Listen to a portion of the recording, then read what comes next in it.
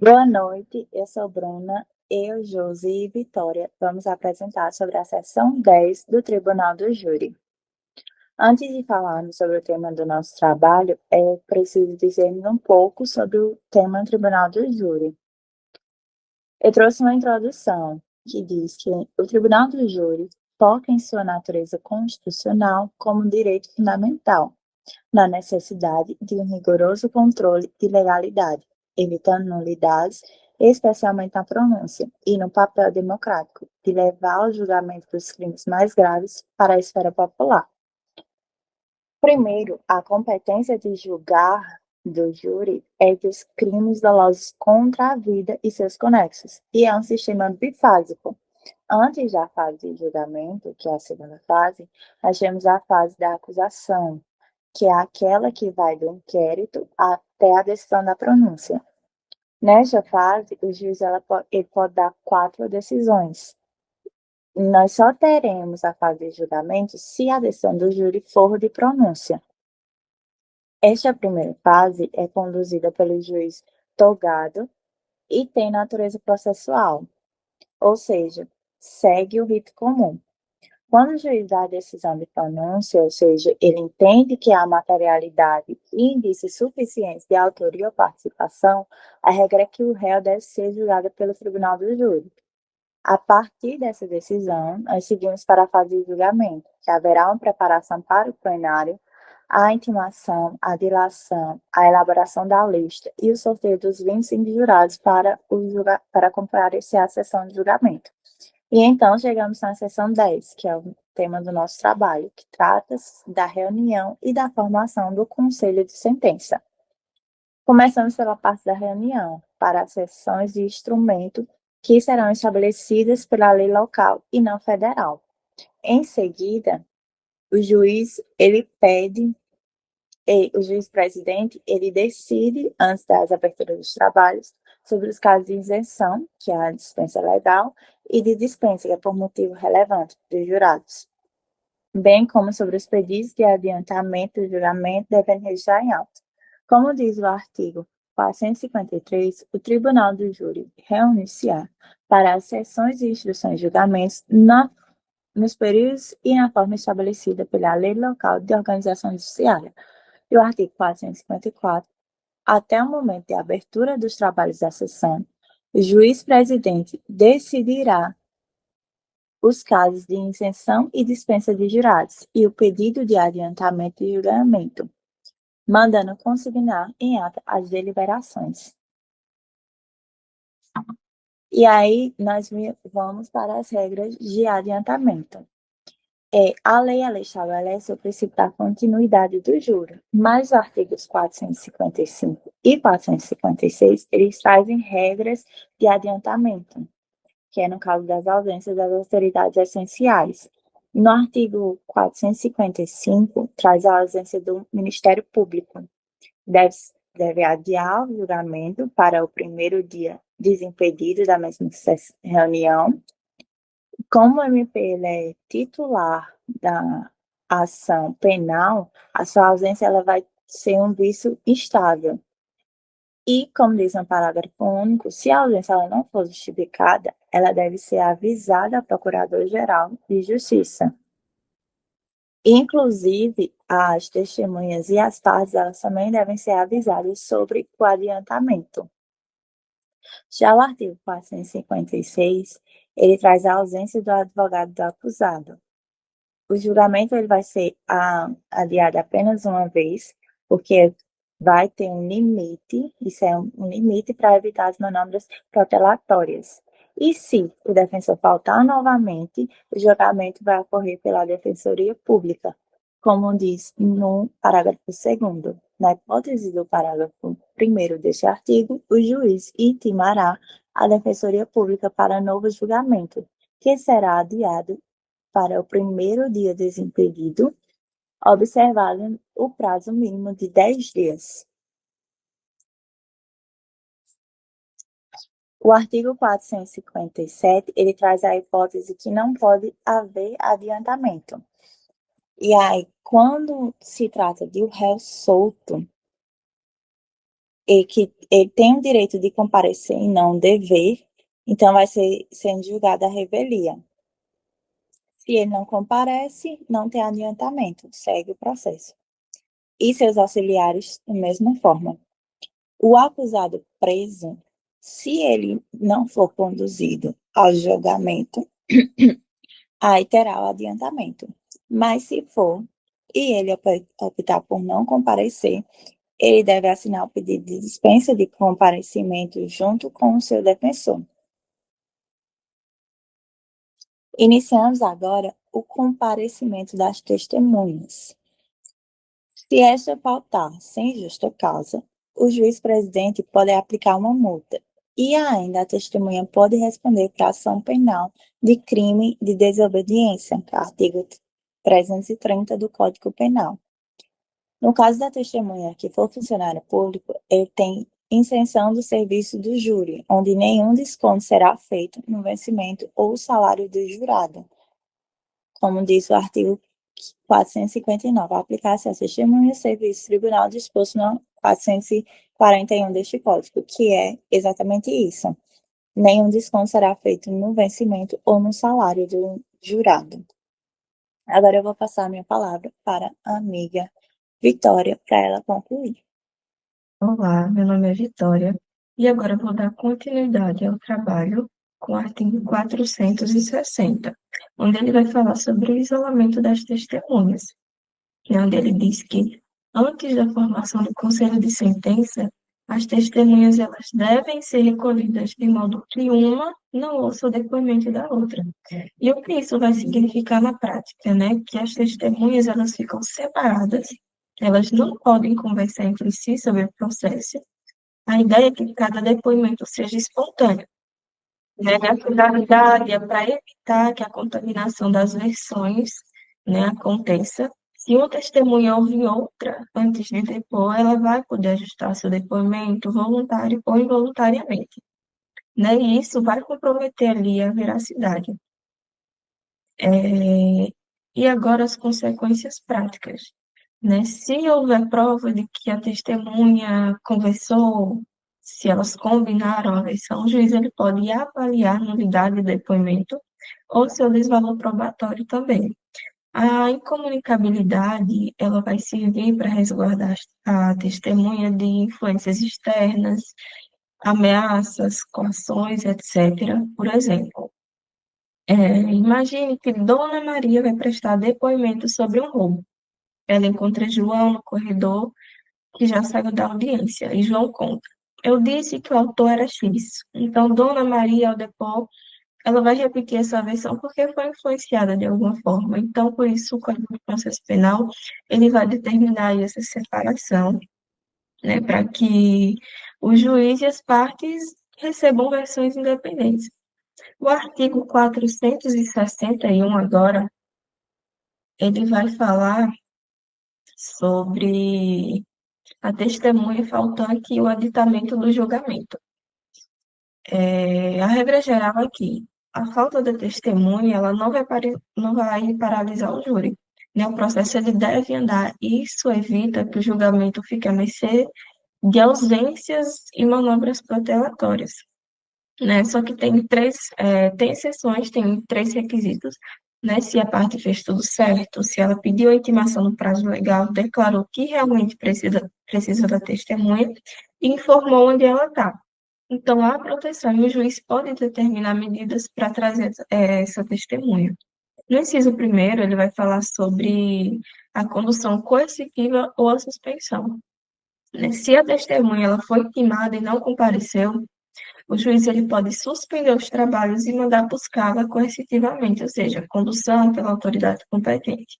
Ou adiar também para o primeiro dia em que a sessão estiver desimpedida. E se caso ela não for encontrada? Se a testemunha não for localizada no endereço indicado, o juiz ele pode seguir sem ela. Né? Um exemplo é que a defesa indica uma testemunha-chave e no ato declara que não prescinde de seu depoimento. A testemunha é indicada, mas não comparece. O juiz ele pode determinar sua busca. Se a polícia não encontrar o endereço que foi indicado pela parte, o julgamento vai ocorrer mesmo assim, ainda que a defesa alegue prejuízo, né? E uma observação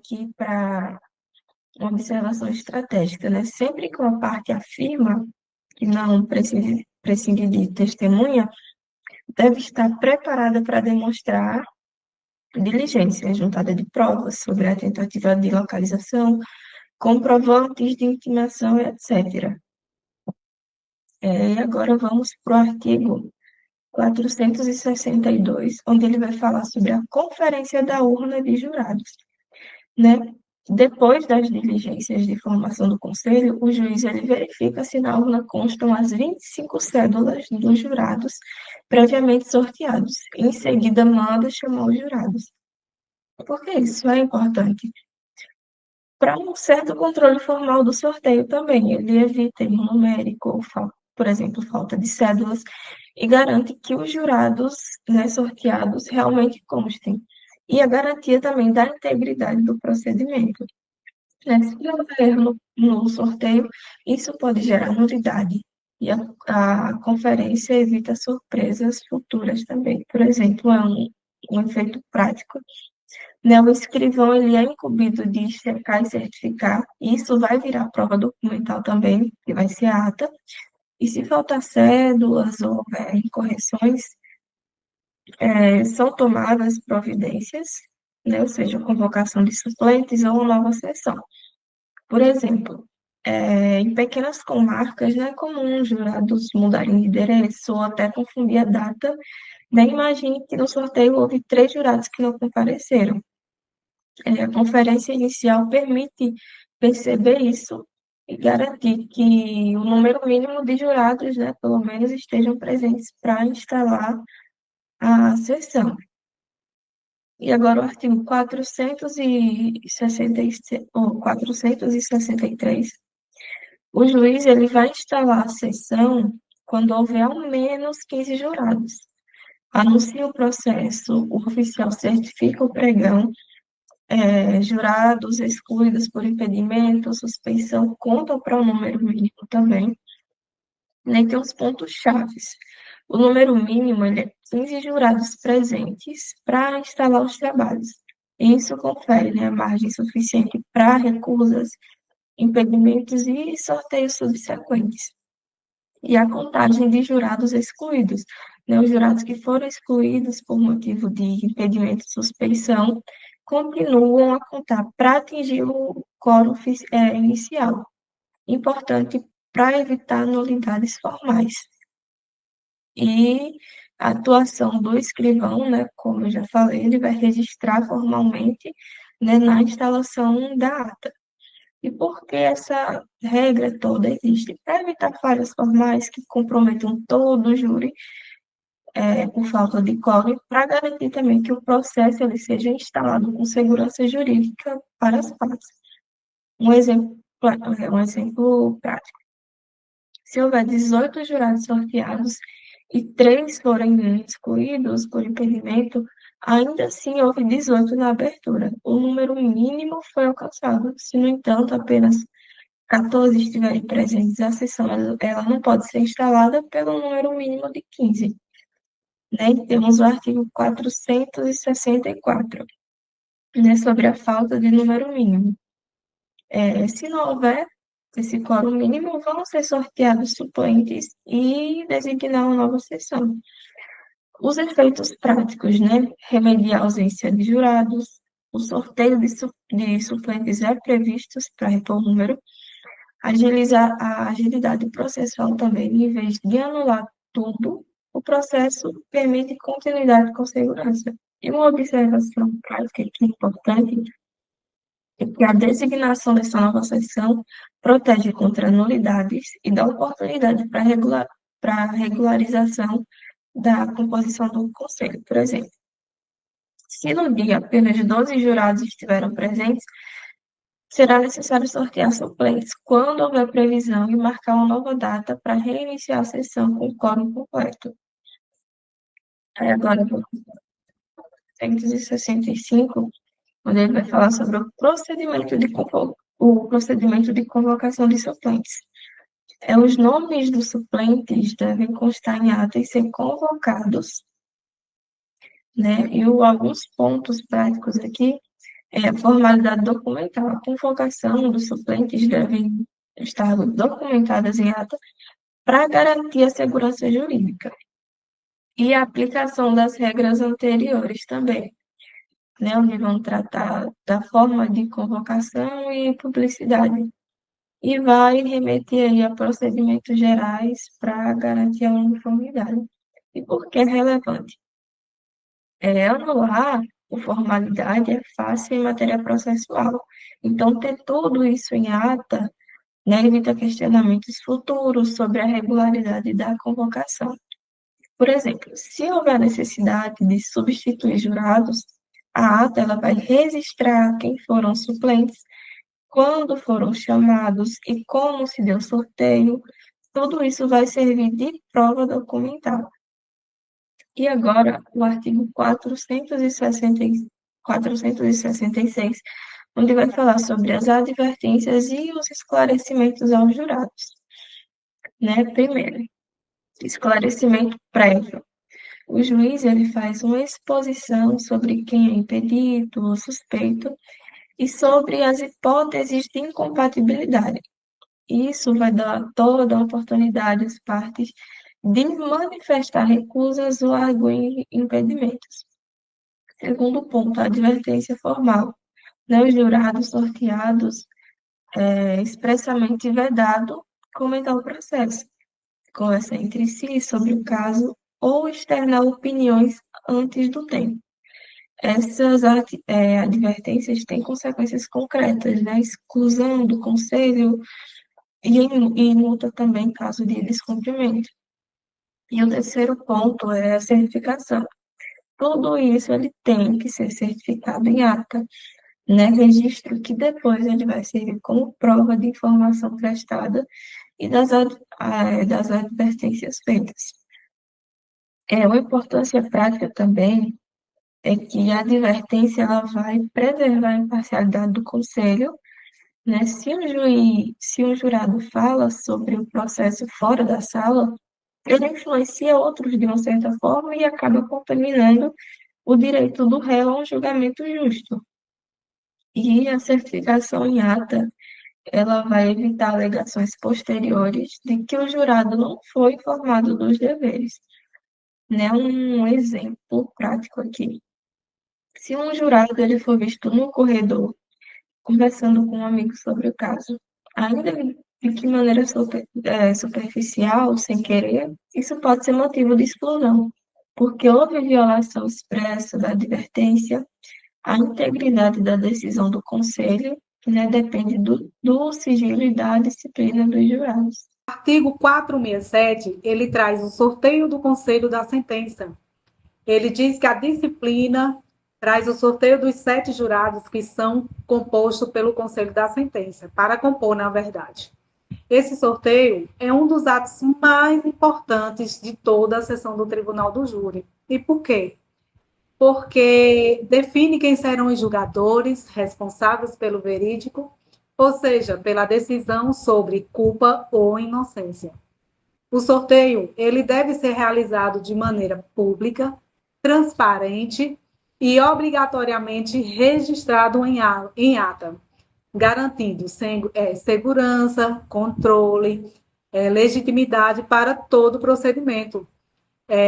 O juiz ele retira as cédulas de uma urna e anuncia os nomes um a um. E todo esse procedimento ele precisa ser visível às partes, e justamente para quê? Para que se evite um tipo de manipulação. Já o artigo 468, ele traz as recusas imotivadas. O que são essas recusas imotivadas? Tanto o Ministério Público quanto a defesa, ela tem o direito de recusar até 3 jurados cada, sem precisar apresentar qualquer uma outra justificativa. E essas prerrogativas, elas existem para garantir confiança no julgamento. Às vezes, um jurado, ele não é legalmente impedido, não há laço com o réu, e nem suspeição. formal, mas ainda pode despertar desconfiança do mesmo. Se por acaso haver alguma postura, profissão, comportamento ou histórico. Um exemplo simples é a defesa ela pode recusar um jurado policial, o Ministério Público ele pode recusar alguém que demonstre simpatia evidente na defesa e nenhuma das partes precisa explicar o porquê. O jurado recusado é imediatamente excluído daquela sessão. No artigo 469, já traz a pluralidade dos acusados. Ele fala da regulação, a situação, né, a qual há mais de um acusado sendo julgado no mesmo processo. Nesse caso, o mesmo defensor ele exerce os recursos em nome de todos os réus, justamente para evitar um possível conflito entre as estratégias defensivas no momento do sorteio. E somente será realizada a separação desse julgamento se o exercício de recusas impedir que permaneçam 7 jurados disponíveis para formar o conselho da sentença. Quando isso ocorre, haverá prioridade para o réu apontado como autor principal ou conforme os critérios previstos no artigo 429 do CPP. Em resumo,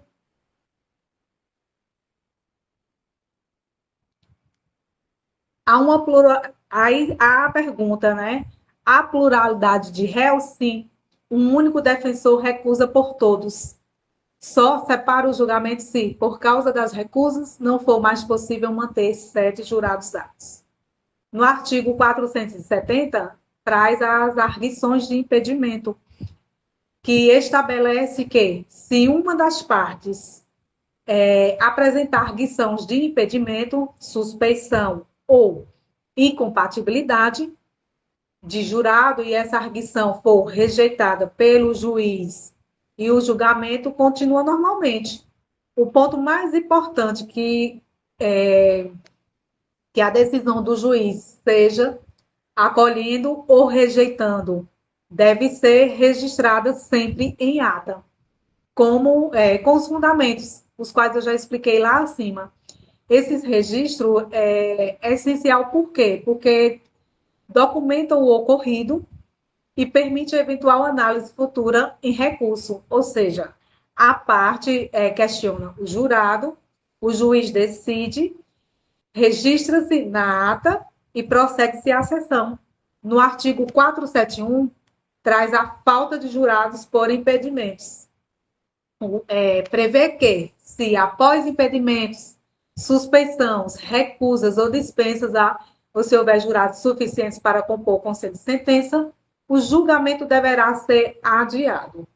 Em seguida, o juiz ele determina o sorteio de novos suplentes para uma próxima sessão, evitando que o conselho seja formado de maneira irregular ou incompleta, o que poderia gerar uma nulidade futura.